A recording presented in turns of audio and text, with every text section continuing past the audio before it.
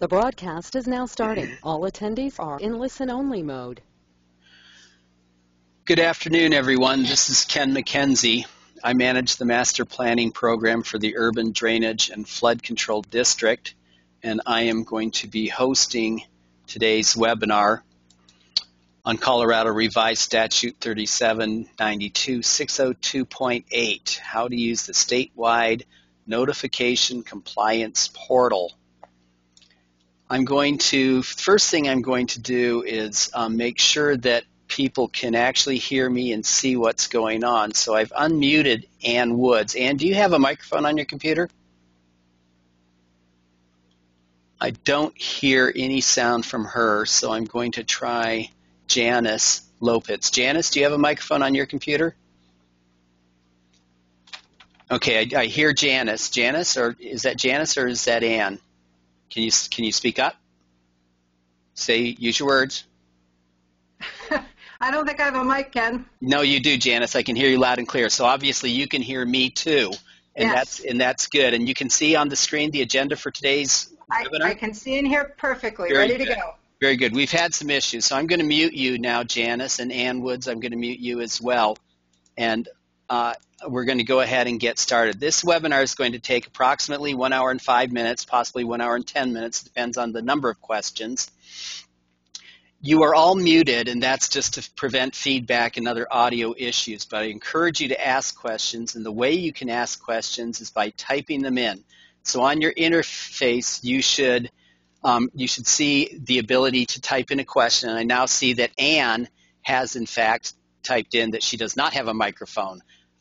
So thank you for that, Ann. I'm glad to see that the question portal thing is working as well.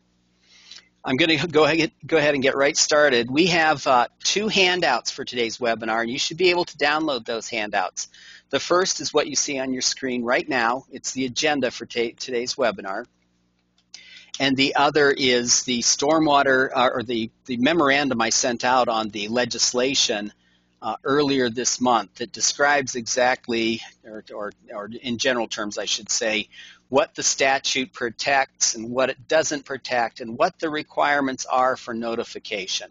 I don't think I hit on everything that's in the statute, but I think I hit on most of the very important parts. So before we start on that, the first item on the agenda is the philosophy behind this project, to bring order to chaos.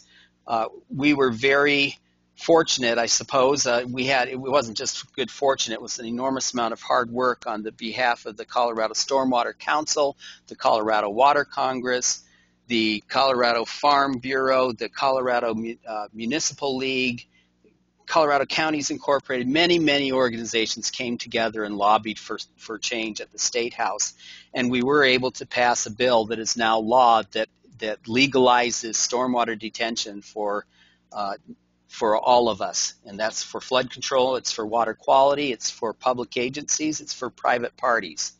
We're all protected under the same statute, provided our facilities meet certain criteria. We realized right after this legislation was passed that we had stiff opposition along the way, and concessions were made, and one of the concessions that was made was a notification requirement. The state engineer's office has an email list of people who are on the substitute water supply notification plan. It's actually 7 email lists. I'll get to that. And we agreed to require notification to all of the people on those lists for every detention and infiltration facility that is constructed in Colorado after August 5th of this year, which is about a week from now. We realized after the legislation passed that is onerous and burdensome to all of us. It's going to create a lot of confusion as to how you do it, where do you get the list, what does the notification look like. On our end, that's a problem, but on the receiving end for these people who are on the notification list, we realized that they're going to be getting many emails from different sources with different looks and different types of information in those, and it was really going to be a big mess. And in order to streamline the process, to make your job as data enterers very, very easy to make it extremely easy for you to comply with the new law, but also to make it easier on the end user, the person who needs the notification, is required by law to receive that notification. We created this statewide notification compliance portal that makes it very simple for you to upload the information. Once you upload it and hit save, you have complied with the law, and then an email will automatically go out to the people in that watershed once a week, and they will receive the required notification. I'm going to get to that right now. So let's first look at the memorandum. A few things I want to point out. The statute provides legal protection for regional and individual stormwater detention and infiltration facilities. Let me just break first a moment to say, please ask questions at any time. Do not wait until the end of the webinar. Type them in right now if you have a question. Wait until about halfway through and type them in then. I will answer every question that I have in my questions panel here before I close out this webinar. So at any point you feel you have a question. The second and third pages of this today's agenda, by the way, do have questions and answers from previous webinars. This is the sixth of these this series of these webinars. Back to what I was saying. So the statute provides legal protection for regional and individual site detention facilities in Colorado, except those in Fountain Creek, unless those facilities in Fountain Creek are either required by or operated in compliance with an MS4 permit. So if you're in Fountain Creek watershed and you have a facility that is required by your MS4 permit, or you're operating it in compliance with your MS4 permit, that facility falls into this category of protection under the statute. All others in Fountain Creek don't. The rest of the state, it's a lot simpler. If they are owned or operated by a governmental entity or subject to oversight by a governmental entity, and this is where the individual site facilities fall into the legislation.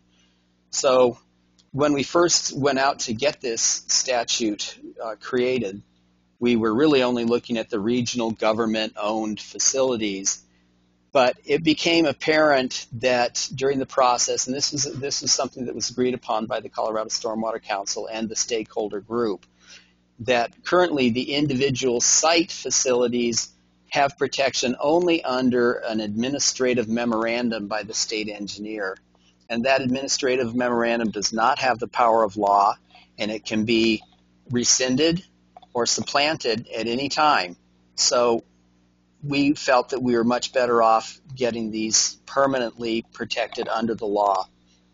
But it does require notification now for every water quality rain garden, for every private development, if it's under your oversight as a local government. So these facilities have to release at least 97% of the 5-year storm in 72 hours or less. Either release it or infiltrate it, one or the other. They additionally have to release or infiltrate 99% of anything larger than the 5-year storm in 120 hours or less. They have to operate passively and not subject the stormwater runoff to any active treatment process. Now, the intent of this legislation with regard to the passive treatment was to compare it to wastewater treatment and potable water treatment, which are subject to things like coagulation, flocculation, disinfection. In a nutshell, those facilities, those types of treatment that require, number one, an operator, and number two, the use of reagents, the introduction of reagents. Those are not covered under this legislation, the statute. The statute does cover an underground sand filter where you have to pump the water out of that sand filter to get it back up to the storm sewer. I know that in a lot of highly populated areas, it's convenient to put an underground device, either a vault or a sand filter below grade, and then you have to pump the water out. Those still meet the intent of this legislation, so they're still covered by it, which means notification is required for those. You can't use any of the water you detain for beneficial use. And then as far as the notification, there are really only three things that are required under the notification requirement. Number one is the location. Number two is the approximate surface area. That's the water surface area at the design volume. So if it's a full spectrum detention, that would be the 100-year storage volume, the water surface at that volume. If it's water quality only, then it would just be the water surface area at the water quality volume. And the third thing that's required is, and this was a very last-minute addition to the legislation. Frankly, we should have said no to it, but we didn't know that at the time. So the third thing is that we need to provide data that demonstrates that the facility has been designed to comply with the release rates described on the first page of this memorandum. So not that it actually complies in operation, but that it was designed to comply. We assume that through maintenance and good operation methods that it will continue to operate as it has been designed. Now, who has to provide the notification? Well, it has to come from the entity that owns, operates, or has oversight for. So it's not clear at all. It can be either one of those two. Any one of those three. But what is going to happen is that if the notification requirement does not take place, it's not going to be just the owner or just the operator that is held liable for not following the law. It's going to also be that entity that has oversight for. So this is an important thing to keep in mind when you're trying to decide who's going to provide the notification. We'll get into that in a little bit, and if I forget, please remind me.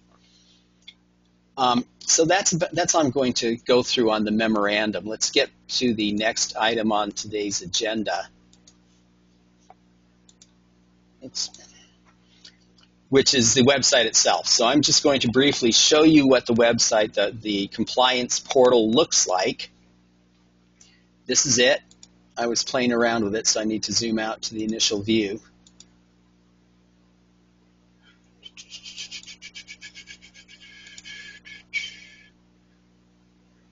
Sorry, I should have had that ready. Very sorry. So when you open the website, it'll look like this. It's the state of Colorado, and it's divided into 7 major watersheds. These 7 watersheds represent the 7 Colorado Division of Water Resources there's 7 subdivisions, 1 through 7. And each one of these divisions has its own email list that is maintained by the state engineer that we are accessing in the portal. And the icons that you see in this watershed represent stormwater facilities that have been posted in the last 90 days. Now, it's our plan to have to only show those facilities that have been those records that have been posted to the portal in the last 90 days to those end users who do not have a password, and those power users who have a password to create and edit data will be able to view all of the facilities. And the reason for that is that we don't want to over-clutter the map to make it very difficult for the end user, the person on the notification list, to find the facility that they may have a question about. That's it in a nutshell. I'm going to go through the tools and all the features of this portal later on in today's webinar, but right now I want to keep moving to the next item on the agenda, which is the email. So this is the perspective from the end user. As I said, there are 7 major watersheds. We quickly realized there are 7 days in a week, so if we send one email to each watershed on its assigned day of the week, then we can minimize the traffic to the compliance portal, and things will just run a lot better. We also realized if we send it to them at 3 in the morning that not everybody's going to try to jump on at the same time and find a particular part of the website. So it's our plan to send out at 3 a.m. On each day of the week an email that looks very much like this to that watershed in the state of Colorado. So here's the one that they're going to get on, say, Sunday morning at 3 a.m. in the South Platte Division. It has a statement here that says the following stormwater and detention and infiltration facilities were posted in the last week for your division in compliance with CRS 3792602.8, you're being notified. And then it says you can click on the links below to access the information about each facility. So it starts out with you can view all the facilities in the map, and then it lists each one of them individually. And I think there's 4 in this email, so 4 were posted in last week. Here's one that looks awfully suspicious, Mackenzie's Backyard Detention Basin. So as an end user, I may want to take a look at that and see what that Mackenzie feller is up to, whether he's stealing water from my head gate or something. And you can see it's in Littleton. It's a full spectrum detention basin. Surface area at the design volume, which would be the 100-year for full spectrum, is just less than 0.6 acres. That's the water surface. And then the location is simply given as a latitude and longitude, but when we click on the map, it's going to take us exactly to the right location, which obviously latitude, longitude would too, but I don't expect the farmers and lawyers who might be on that notification list to be able to use the latitude and longitude. So there they all are. I'm going to click on View All Facilities in a Map. Digital Data Services, I don't know if you just saw that really quick splash screen. Digital Data Services is the firm I selected to create the compliance portal. I received proposals from 3 other firms. Digital Data Services was the only firm that could do it for my budget, and the only firm that said they could do it and get it completed and up and running on time for August 5th. And I've been very, very pleased with their work. There still are some bugs. We're working through them. But come August 5th, this is going to be operational and ready for you to upload data. On August 4th at midnight, we're going to wipe all the test data, which is everything you see on this right now is test data. So don't get excited about anything you see, because these all have been entered through the course of training webinars and lunch and learns and that sort of thing. And you can enter some. In fact, I suggest that you test it out. Put a stormwater facility in your jurisdiction and learn how to use it. So I clicked on all, and I see all of those that have been posted in the South Platte River Basin in the last 7 days. And on the left-hand side, there's a tabular list of all of those. So I'm going to go ahead and click on this Mackenzie's Backyard Detention Basin, and it lights it up in yellow. I don't know if that shows up very well on your screen, but I can see it. It also opened up this the information below, so it sort of minimized the map and gave me information down below. I'm going to zoom in a little tighter because I want to see exactly where this thing is. It does indeed appear to be in Mackenzie's backyard on Prince Street at West Davies in Littleton. You can see here there's a unique identifier that's only helpful for the database administrator. It tells you that it's in the South Platte division of the Division of Water Resources. It has a name, the name of the facility, the local jurisdiction, the design storm that it was sized for, and the water surface area at that design storm, of course the latitude and longitude, the date it was created, and come August 5th, it's also going to have the name of the person who entered the information and their email address. So what we're thinking is that our plan, I guess I'll go over the passwords in a little bit, but we're thinking that the design engineer will upload the record and the city or county will review it and make sure that they're okay with it, and they'll have a final acceptance button that they can click to verify that they agree with what has been entered. And but it will be the engineer of record whose email address is visible to the end user when they click on that. Okay, so what piece of information have we not gone over, right? We have the location, we have the water surface area at the design volume. Where's the data, right? We need the data that demonstrates compliance with the drain times. Well, there's another tab here. So there's the description tab, there's the details tab, and there's the attachments tab. I click on the attachments tab. I open up the design data sheet that we created. This is a simple reservoir routing Excel design data sheet that we created so that you can easily demonstrate compliance with your facility. And the only thing you need is 5 pieces of information about your watershed and a stage area discharge table.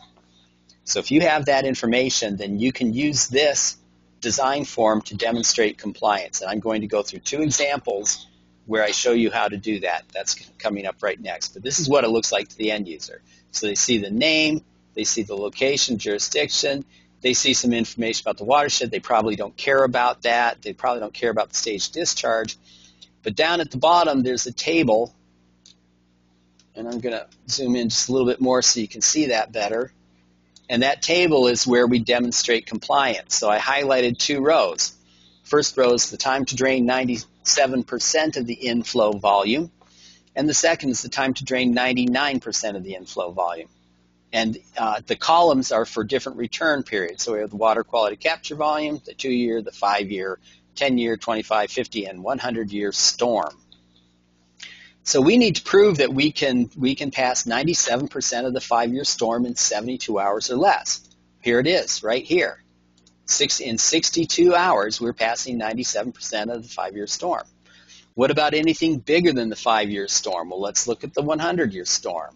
99% of the 100-year storm is being passed through this facility in 63 hours. And then the water surface area, this is actually expressed here in square feet. We've changed this worksheet around a little bit since I posted this last week, so it'll be in acres, which is more appropriate in my opinion. So that's the first page, and the second page has some pretty graphs for the end user to look at and say, gee, those people must really know what they're doing because they've got some pretty graphs here. So there's your inflow hydrographs, your outflow hydrographs, time. You can see that in less than 10 hours, these hydrographs have all gone down to darn near 0. The second graph is the depth of ponding in the facility versus time. So on the x-axis, so you can see this facility is 5 feet deep. The 100-year gets almost up to 5 feet deep. The water quality event only goes up to 2 feet, 2.1 or 2.2 feet. The water quality event drains in there's 10, 20, 30, 40, about 41 hours. The 100-year, which is buried under the purple lines, so the 100-year and the 5-year drain in about the same period of time, which doesn't surprise me too much. Because once water starts flowing over the overflow weir, it all goes out about the same time, regardless of the return period. But the 100-year drains in about, let's see, that's 40, that's 50, 60, right about 70 hours. All the larger storms have drained out of this. So well within compliance of the law. Now, as the end user, the ditch irrigation ditch board member, I'm satisfied that Mackenzie's backyard detention basin does in fact meet the letter of the law. So that's what the portal looks like, and that's how the end user is going to use it. Now I'm going to go back to our agenda. So I showed you the sample email, and I showed you how the user can get from that sample email to the portal and how to find a facility in particular. Now let's look at the process from I still don't see any questions from the audience, so again, don't be afraid to type in a question. There are no silly or stupid questions. They're all good questions. Also, I'm compiling a list of all the questions from each one of these webinars, and I'm answering them all in writing, and that's going to become a frequently asked questions white paper that will be downloadable from the compliance portal. So your help in that is also appreciated. Good questions mean a better FAQ. Okay, from the data creator editor's perspective, so I want to create I'm building a new full spectrum detention basin, and I need to comply with the statute. I'm going to go back to the website. I open it up, and it looks like this. And I'm within the flood control district. And I'll show there's a reason why. I'm going to show you one example within the flood control district and another example outside the flood control district. There's just some differences in how you get the rainfall that you need. So let's say that I want to put a detention basin that's going to service the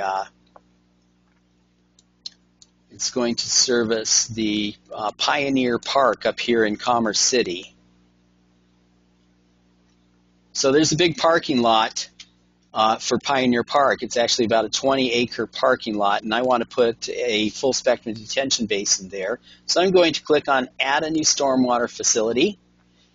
I have some choices of how to locate the place on the map where this facility is going to be. I can zoom to the county, I can zoom to the township, I can zoom to the street address. I'm just going to go ahead and zoom to it on a map because I know where it is and I can see it right here. So I click the button that says Zoom to on map. I say Next. I'm going to zoom in even tighter because I know exactly where I want this thing to be. And I think I'm going to put it right up in this corner right here. So I click on that. You see a big red dot right there? Well, that's at the exact spot of my new facility. And the table has now been automatically populated, or the information. It tells me that it's in Commerce City. It tells me that the division is the South Platte River Division. I need to say full spectrum detention is what I'm designing it for, and I'm going to call this the Commerce City Pioneer Park FSD number 1. That's its name. And I don't know what the water surface area is, the design volume, because I'm actually going to pull that off of the design data sheet that I'm about to fill out right now. So I've put all the information I need except for that. I need to download. If I don't already have it, I'm going to download the data sheet. I click on the download hyperlink. We're having a little bit of issues during the testing period. Right now, the download location is a Dropbox. It's not going to be a Dropbox on August 5th. It's actually going to take you to a link on the urban drainage site. So we're working on that. But from here, from the download, you'll be able to download this design data the design data workbook, which I've already downloaded, and I'm going to open it up right here. Now, this is a macro-enabled workbook, so make sure that when you open it up that you enable the content, and when you open it, you should get a dialog box. That dialog box should give you some information about it. I'm going to reopen it to show that to you. It's a pretty big file. So if you don't see this dialog box, that's a problem. That means your macros are not enabled. And you're going to have to enable your macros to get this thing to work. I see a question from Jim Turner with Denver. Hi, Jim. I can't zoom in nearly that far. Did I do something special to do that? You know, Jim, in this morning's webinar, I was not able to zoom in that far either. And frankly, I'm surprised I could zoom in quite as far as I did. I think that's great. The site is under development now. I think there are 2 different application developers who are working under the hood even while I'm doing this webinar. So the fact that I could do it this time tells me that it can be done, and we'll try to make sure that in its final form that you can zoom in that tight. I thought that was absurd how close in I could zoom. Thank you for the question. Okay, so here it is. Let me go back to the website and just grab that title because it's kind of a lengthy title I gave it. I'm going to just copy that. I'm going to go into Excel. I'm going to click on that. I'm going to give it a name, the same name. I'm going to say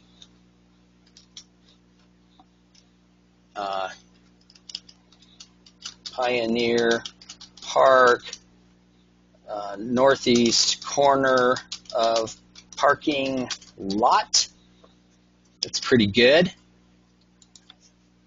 I already have done my design on this. So I know that the watershed slope is 2% and the watershed length is a 2-to-1 ratio, so it's twice as long as it is wide.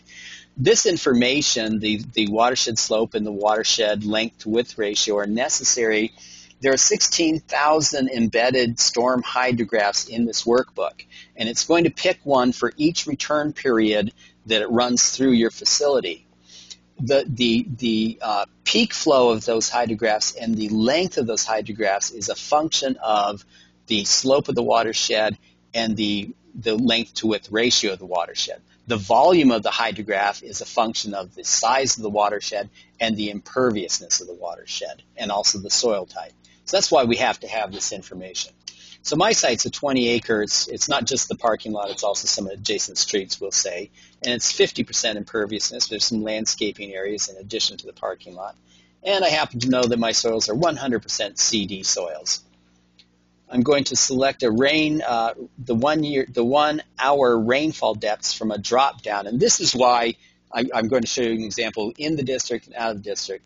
We just already have these tools for within the district, so I can pick from a number of locations within the flood control district. When you're outside, you're going to have to go to NOAA's Atlas 14, their point precipitation data website, to get the 1 hour rainfall depths. You can actually get that right here in this workbook. Here's a button right here, and I'm going to show you that in the next example. Click here for the 60-minute rainfall depths outside the UDFCD region. So for now, we're in Commerce City, so I'll select the rainfall depths for Commerce City. With full spectrum detention, the water quality drain time is 40 hours.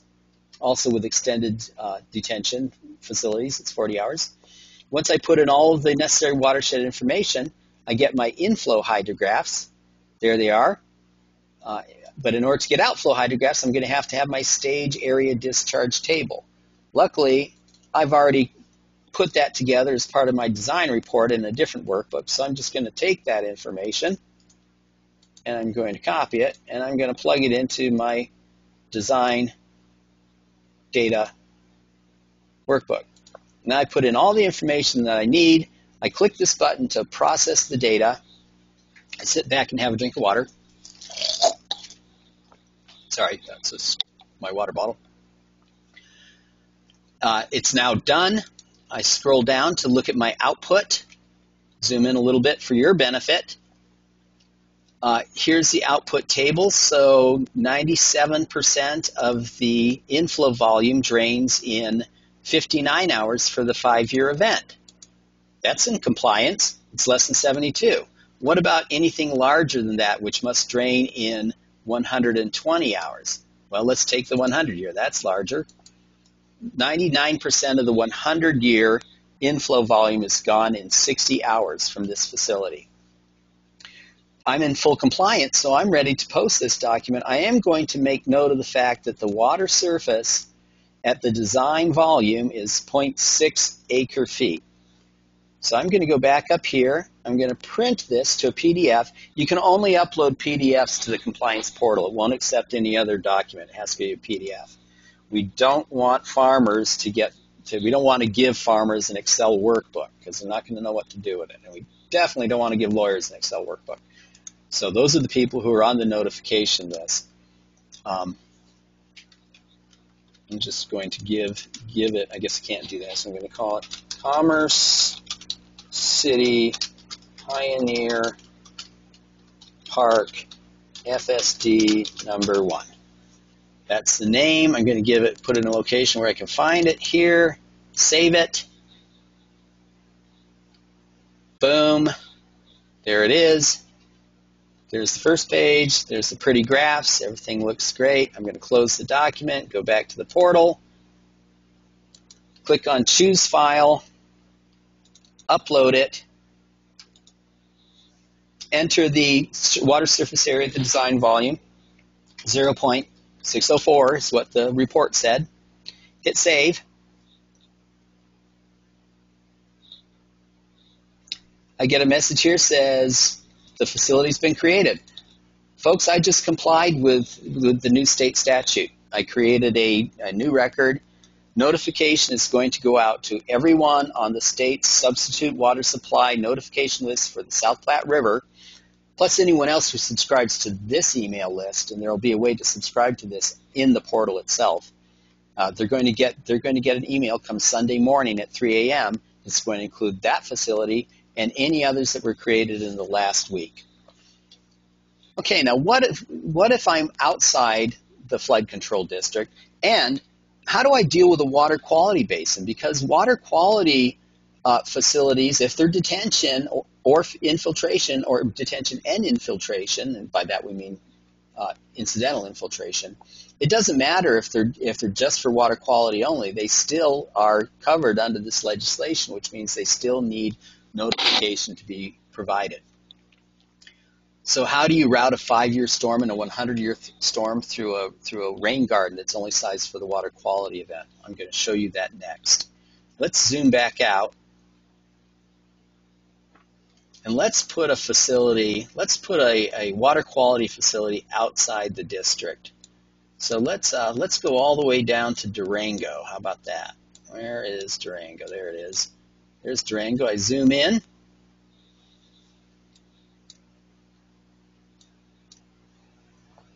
And I'm going to put let's put a rain garden right here at San Juan Dolores. I can't read the name, at School Park. So I create a new facility. I'm going to put it down here on the southeast corner. Oops, zoom to on map is what I'm going to do. I'm sorry, missed a step. I'm going to put it here on the southeast corner of School Park. It says that the jurisdiction is Durango. We're still working on this, folks. It says it's the South Platte River watershed. That's not true. I contacted the developer about that this morning. We're getting it worked on right now. So I go to San Juan Dolores. That's actually the watershed. The facility name is the Durango School Park Rain Garden. Sorry about my bad typing skills. It's water quality only. Okay, I'm going to go back. I need to upload the data, and I don't know what the surface area is yet. So I'm going to go back. I'm going to clear my workbook out. I'm actually just going to keep this on my desktop if I'm going to be doing a lot of these. You don't have to download it every time you want to use it. You might want to check and see if it's been updated. So this is the, I'll just go back and grab that information.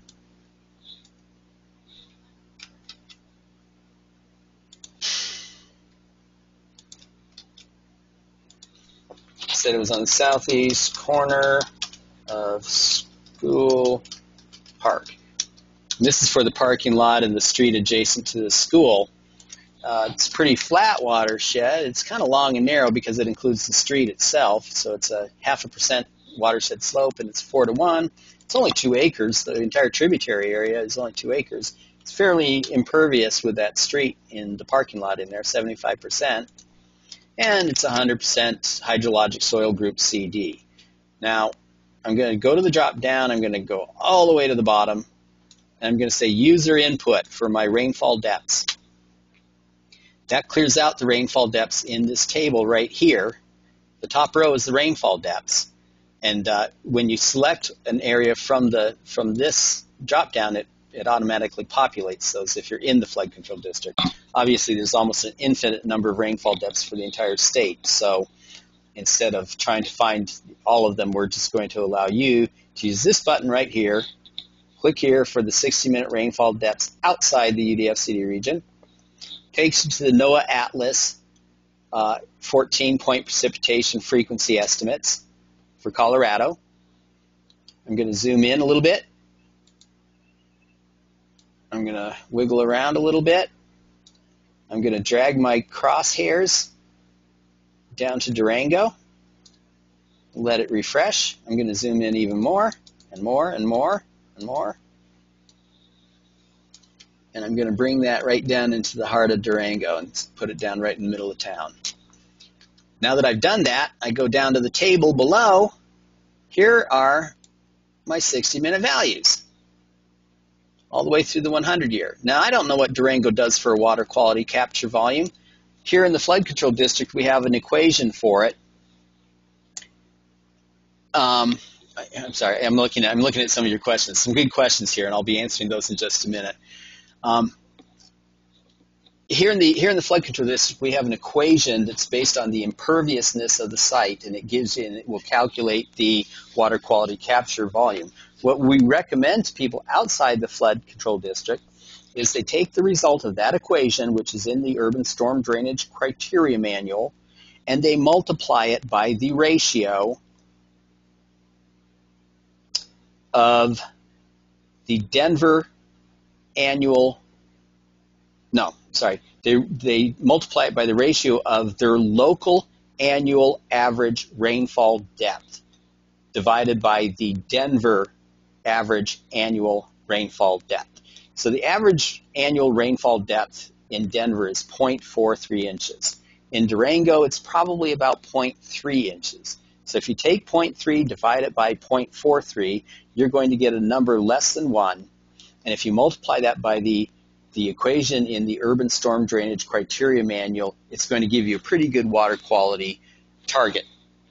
But you could also just say, well, I'm going to use the 1-year 1 hour rainfall depth and use that as my my water quality capture volume. So I'm going to use that for this example. So I have this information. I'm going to plug that into the workbook. I'm sorry you have to do that manually. We're working with a shoestring budget, so I'm going to move this out of the way. I'm going to go down in my workbook. I'm going to just type in the numbers that you just saw, 0.453, 0.589, 0.845, 1.09, 1.48, 1.81, 2.18.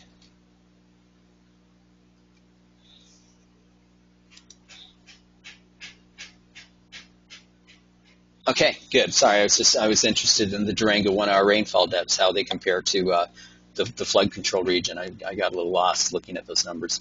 I'm back now. So I've entered that information. I'm going to fill out the rest of this. So 12 hours is the drain time for a rain garden. I plug that in. I get my inflow hydrographs to appear. I'm going to go down and the water quality capture volume. This is what I was telling you is the local within the flood control equation. So I'm going to, in the override, I'm going to say this is equal to 0.3 divided by 0.43. Those are those average annual rainfall depths that I was telling you about, times this value right here.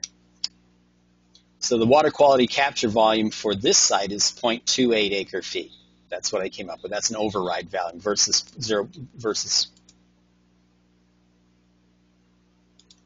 I got a decimal in the wrong place. 0.03 feet as opposed to acre feet as opposed to 0.04 acre feet. That, I hope, will be the most confusing part of the entire webinar. And with that, I'm going to move on to the simpler part. I need a stage area discharge table. This is a rain garden. It's only a foot deep. And it's not very big, 1,100 square feet. It has vertical walls. It has those like concrete wall or modular block wall. Like I said, it's only a foot deep. Your stage area, stage discharge table has to start at 0 for both your area and your discharge, and it has to end with the same value. It can be any value, but this value has to equal to that value. You can't have one go up to 1 foot and the other go up to 2 feet. It just doesn't work with the extrapolation process that we've embedded in the workbook. So since this is rain guard, it has really very small release rates.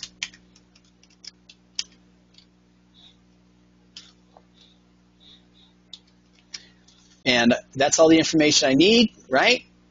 Actually, I'm going to need more information. I'm going to demonstrate to you why I can't run the 100-year flood through this facility. So I hit process the data, sit back and have a little water. Delicious. It's run. I go down and look at the table, and things are looking really good with the drain times. But I have a problem in my maximum ponding depth because I didn't include any way to get the 100-year flood or any of the other return periods out of my rain garden. And this is just something I want you to be aware of when you're modeling for compliance. You're modeling these small facilities. You have to put in an overflow weir. So I'm going to put in one more depth that's well above the rain garden.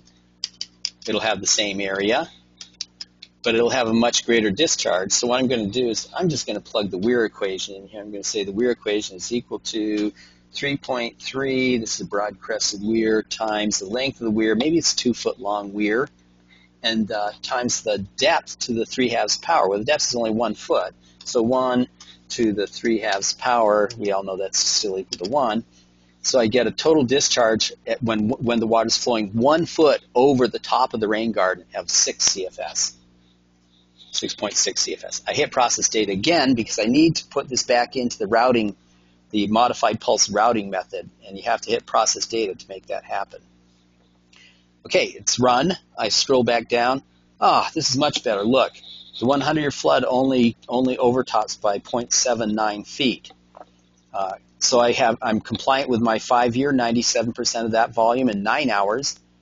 99% of the 100-year volume is discharged in 10 hours, and life is good here.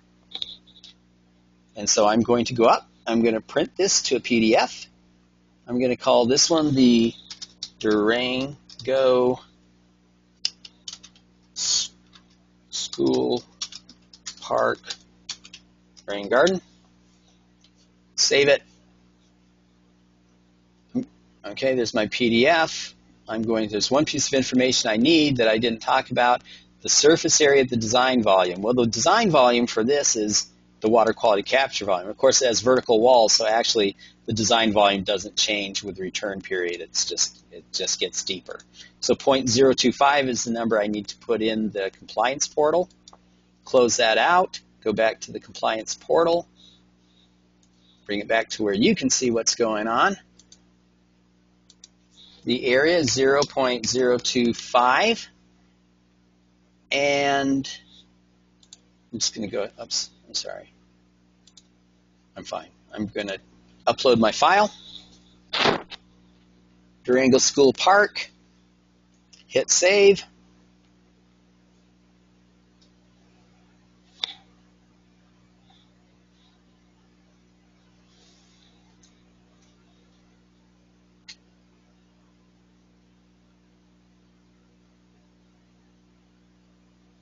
It's been created. Whew, that took a minute longer than I thought it was going to. Like I said, we have developers working under the hood even while I'm trying to put on webinars, so good job that worked. So there it is. So now I've complied with the new statute for a water quality basin in Durango. So you can see compliance is easy. Once you have the information that you need, the basic watershed information, the stage area discharge table, if it actually drains properly, it's been designed to work right, then you plug it into this program and it's going to run just great. A limitation with the design worksheet is that it doesn't work for huge facilities because the largest inflow storm hydrograph embedded in the workbook is 670 some odd acre feet. So a huge watershed you'll need your own hydrographs. You may want to enter your own hydrographs in anyhow. And off to the right, there's a table where you can enter your own hydrographs into this workbook. We have 13 minutes left. I think I've shown you everything I need to show you about the workbook. So I'm going to answer some questions now. Let me first go back to the agenda. Okay, one more thing I want to say on item 5 is that you don't have to use the design data template that we create. The form that we created was done for simplicity. It actually can be quite complex to route hydrographs through a detention basin. Most people do that in the EPA SWIM model or in HEC HMS. But it's not necessary for the purposes of compliance. This simple tool will get you there just as quickly. If you want to use your own form, keep in mind two things. It must be a PDF, and my advice to you is to keep it as simple as possible and only provide that information that's required by law: the location, the surface area of the design volume, and demonstrate that it drains 97% of the 5-year in 72 hours and 99% of a larger storm, any larger storm basically. I would go with the 100-year because that's the largest that we typically ever design for within 120 hours. Your audience is diverse. It includes farmers and lawyers, so keep it simple so they can understand it, and don't provide information that's not required because no good deed goes unpunished. All right, I'm going to take a minute to answer some of the questions. Popping on the reading glasses. Melanie Turner is asking me to define beneficial. So that was one of the requirements, is that you are not allowed any additional beneficial use with the water that you're detaining in that. So you can't detain that water and then use it to irrigate the grass. You can't detain that water and then divert it into your a different water storage pond that you use as part of your water right. She's saying, as a municipal corporation, ponds are beneficial to us to keep pond sizes smaller. Melanie, that's a really good point, and it's a true statement. But I do not believe, in fact, I'm certain that is not one of the beneficial uses that they are considering in the statute. Actually, flood control is a beneficial use of water. It's actually been determined by the Colorado Supreme Court to be a beneficial use. But we're allowed to do that as part of the statute as long as there are no other beneficial uses. And the intent of that wording is that you do not divert the water to use for irrigation or some other use that you would have as a city for which you would be required to have a water right. Brandy Williams is asking, was it your intent that the municipality fill out the design data sheet, upload the documents, etc., or was the intent that the engineer of record perform those tasks? Here's my recommendation. It can be done either way, Brandy, and that's something that I think the Technical Review Advisory Committee of the Colorado Stormwater Council is chewing on right now. Here's what I would recommend, and because liability is shared between the owner of the property, the owner of the facility, and the city or the county. I would suggest that you have the design engineer fill out the design data sheet, and then at that point either have them upload the record with you giving it the final acceptance, or you upload the record. And we were talking with the programmers yesterday, and we think we're going to add a feature to each facility which requires, so we're talking, this gets back to passwords, and I'm going to talk about passwords in a minute. And maybe I'll just hold off on that part for a minute, but it can go either way. So we haven't completely decided.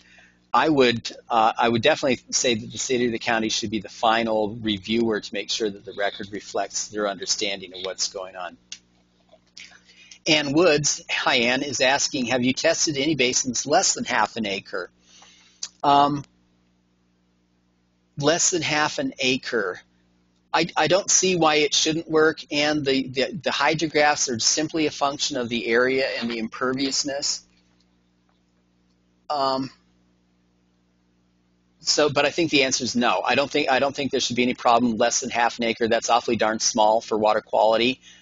Are you requiring water quality for half-acre developments? Because I think that's much more stringent than the state permit requires. I mean, I applaud it if that's what you're doing. I think that's just great. But I think it should work just fine. That's my final answer. Let's test it and find out. Next question, Melanie Turner. Are grass swales covered under the statute? Good question, Melanie. No, grass swales are not covered under the statute because they do not detain, because they do not detain. They do infiltrate, but infiltration in the grass swale is incidental. A grass swale is a flow-through stormwater control. So we're really only looking at stormwater controls that have water coming in and water leaving either on the surface or through infiltration, but they have a volume, and the volume changes over time. Meaning that when the inflow hydrograph comes in, the volume starts to increase, it gets to a maximum storage volume, and then it goes back down as the water either infiltrates or drains out. Those are the types of facilities that are covered under this. Storm scepters are not covered under this. Underground vaults that are meant to just get rid of grit or collect sediment or trash are not covered under this. If they don't store a volume of water, they are not covered under this legislation, and no notification is required. That also includes retention ponds. Well, actually, retention ponds are a completely different matter. Retention ponds and constructed wetlands, treatment wetlands that you create are not covered under this legislation because they have a permanent pool of water, and that permanent pool of water requires a water right. Always has, always will. So if you're building retention ponds, if you're building constructed wetlands for water quality, you must have a water right for those, and there's no protection under the statute. It was never our intention to have that. Janice Lopitz is asking, has the training been recorded for future access? Janice, I did hit the record button before we started, so hopefully everything's going well in this session. The very last webinar is being fully recorded, and I will post that on the Stormwater portal so you can access it from that location. And you can link to it and pass that around to your colleagues, and I appreciate that. Sarah Young, hi Sarah, is asking, have other municipalities started discussing how they are going to approach pond designs that have already been approved but not constructed?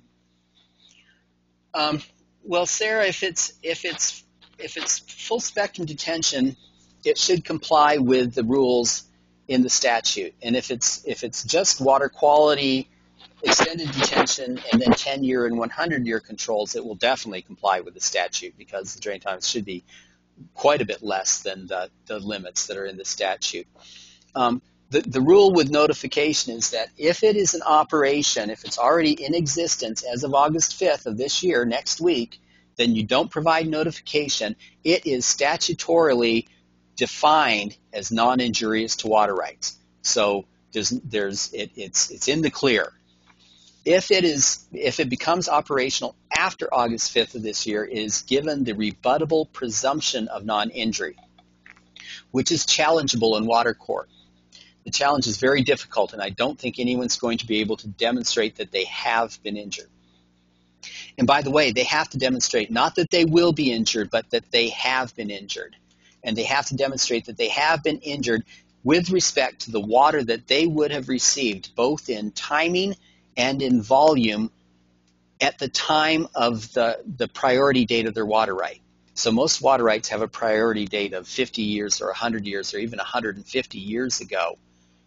And they have to prove that they're getting less water now because of your facility, both in time or either in time or in magnitude, when compared to what they were receiving from the completely undeveloped watershed in 1863 or whatever. Those are the rules. So, but what that means is that any facility that is not operational as of August 5th, regardless of whether it complies with the statute or not, notification is a requirement. Here's a question from Melanie Turner. What if two separate entities report compliance for the same pond? Is that okay?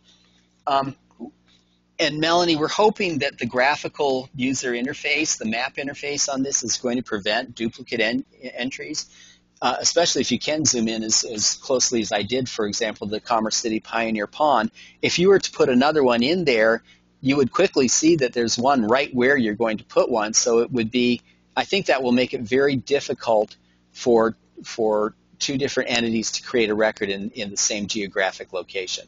Not impossible, but I think that's something to look out for when you're creating a record. If you see a pond's already right there, you should check it and see is it the one that you're trying to create.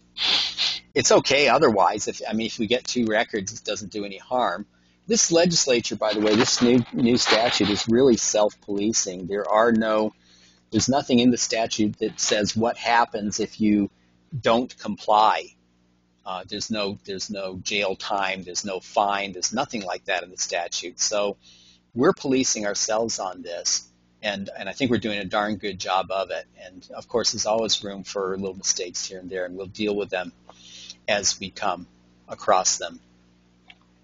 Wendy Palmer, I know I told you we're going to go about 10 minutes after the hour, so we're still doing all right. I'm going to answer a couple more questions, then if there are any others, I'll get them at the end. Wendy Palmer's asking, what if the facility is currently under construction? Well, Wendy, follow your heart, I guess is what I'm going to say. Under construction, is water going into it right now? If water's going into it and water's going out of it and the volume is changing over time when that happens, I would say it's operational right now, which means no notification is required.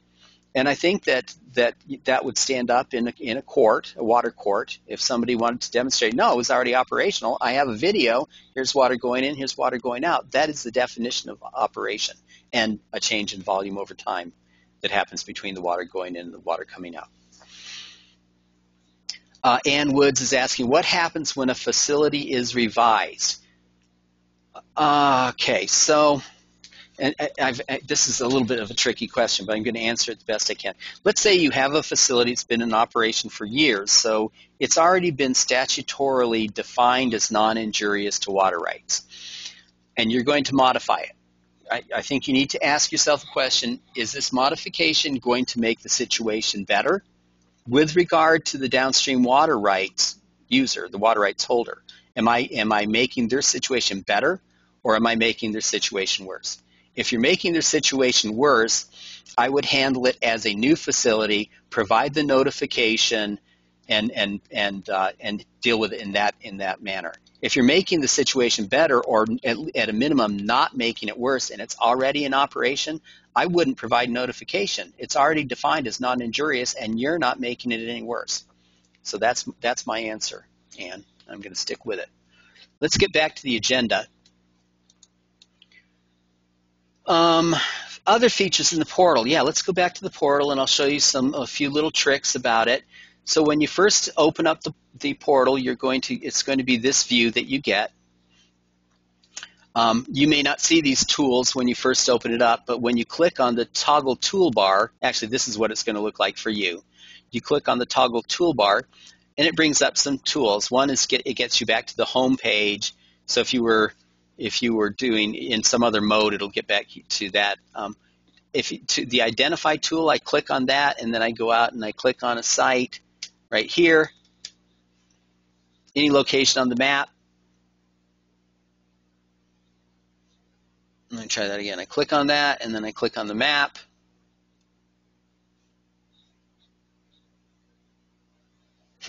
That worked this morning. Let me try it one more time. I'm going to click out here in Fort Morgan.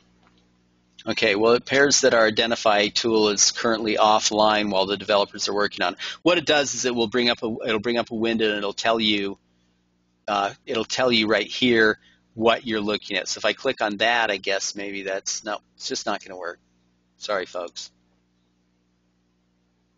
Okay, I actually clicked on a facility, and it tells me it's the Wiggins Rain Garden number 1. It's in the South Platte River watershed. So maybe that was it. And I guess now I have a little thing on the South Platte River watershed.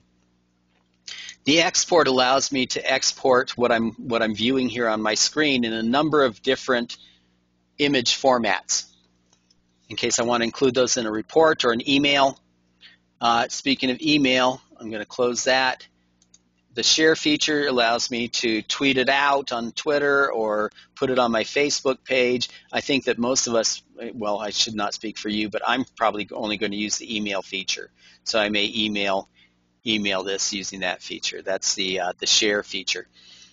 The measure feature would allow the end user is a irrigation ditch board member, and he's looking at your facility and says, boy, that looks like it's really close to the head gate for my ditch.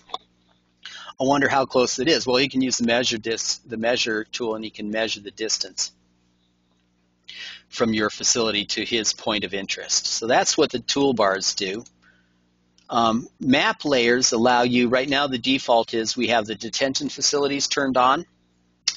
We have the major divisions turned on. I'm going to turn on the jurisdictions too. So that populates all of the counties, lights up all the counties and all the municipalities. So your jurisdictional boundaries are now shown.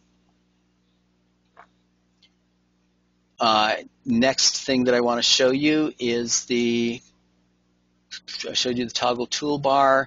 Search for stormwater facilities. Let's say I want to look in the Arkansas basin, the Arkansas watershed, and I want to look at everything that's been created in the last week. So I click on the calendar and I say everything from the 23rd through today. Click on done, say search. There's only one, looks like, in the Arkansas. This one up here, somebody's been entering in stuff. That's actually in that actually appears to be in the Fountain Creek watershed.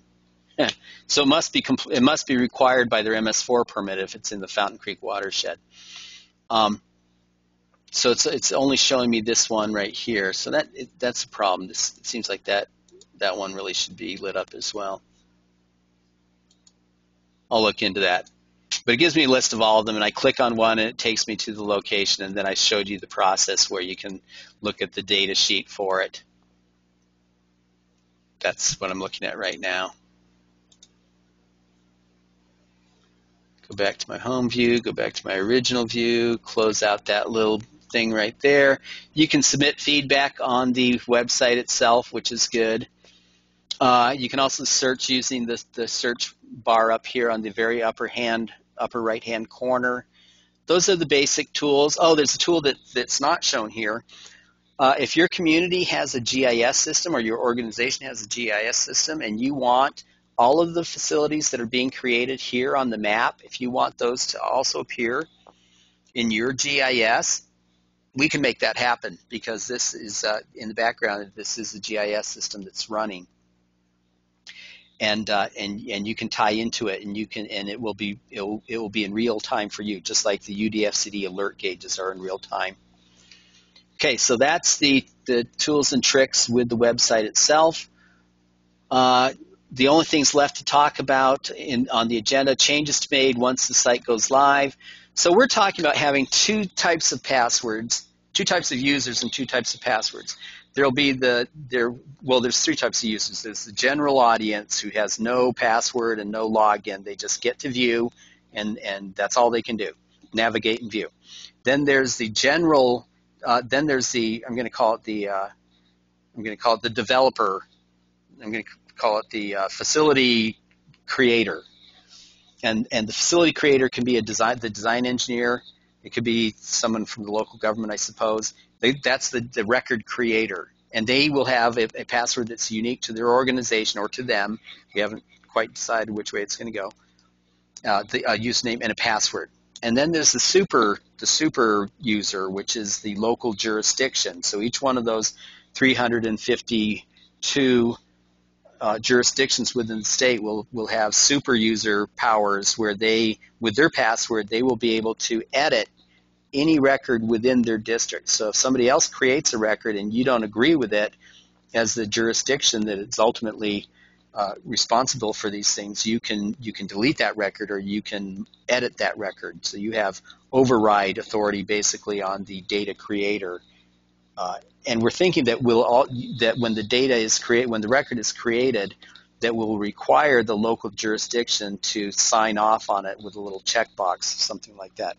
I'm interested in your thoughts on that because we haven't finalized it and we're still grappling with the complexity of that part of the portal. The future of the portal, there was enough funding left over from the legislative process. We had legal fees, we had lobbying fees. I received funding donations from 10 different communities. Thank you very much, all of you, for doing that. $5,000 each. I put in $50,000 of my own, and we still have enough money left over from that effort to create this portal and to host it and maintain it for 1, possibly 2 years. So there's going to be a 1, possibly 2-year evaluation, and at the end of that period, we're going to have to decide if this is truly the best way to handle the situation. If we agree that it is, then we're going to have to figure out a way to make it sustainable in the future. And I am more than happy to pay for half of all future maintenance and operations costs, but the other half is going to have to come from the local governments. And I'm envisioning a tiered subscription service where the large communities greater than 100,000 might put in $300 to $500 a year, and those communities between 10,000 and 100,000 maybe put in, I don't know, $50 to $100 a year, and if you're less than 10,000, you get in for free, something like that. And the Stormwater Council will work through the details and we'll figure it out, but we don't have to worry about it today. Last thing on the agenda is questions and comments, so I'm going to go back. I see we do have some more questions. Okay, Jim Turner is asking, if a design engineer has questions on how to complete the data sheet, can a city or county refer those designers to UDFCD to answer their questions? Sure, Jim, you bet. We will. I have an army of interns, and I will train them on how to work this. In fact, they have worked very hard on creating the workbook, so we know the ins and outs, and we will quickly be able to figure out what the designer's problem is. So I don't have a problem with doing it that way. In fact, I'm happy to. Jim is also asking, is the data sheet available online at UDFCD or available only through the portal? Right now it's only through the portal. I've been asked this by many people, and I can see that I really, in order to control versioning and whatnot, I really need to post it on the urban drainage website and then link to it through the portal. So in the portal there will be a hyperlink that will actually take you to the download. It'll take you right to the download. You won't have to go through the urban drainage site, but it will reside on the urban drainage software page. And that way when we make changes, I'll keep the URL the same so you guys can link to it in your local websites or whatever, and we'll make all the changes inside a zip file or something like that. So thanks for that question, Jim. Janice Lopitz is asking, I see the edit feature. We only have 60 days to make edits until the facilities are archived. Excuse me, hang on.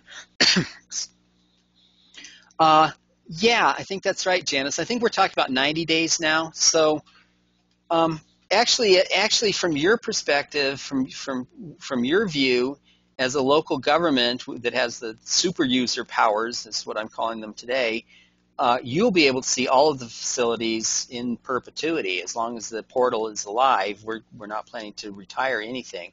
We're just going to make them invisible to the general audience, and that's just to not overclutter the website. And I see no further questions. I hope that you've downloaded the handouts. I really appreciate all the great questions we had. I appreciate your attendance in the webinar. My email is at the top of the agenda, and I encourage you to, if you didn't get your question answered or want to carry on the conversation further, please email me. And with that, I wish you all a good day, and I hope to talk to you all very soon. Thank you.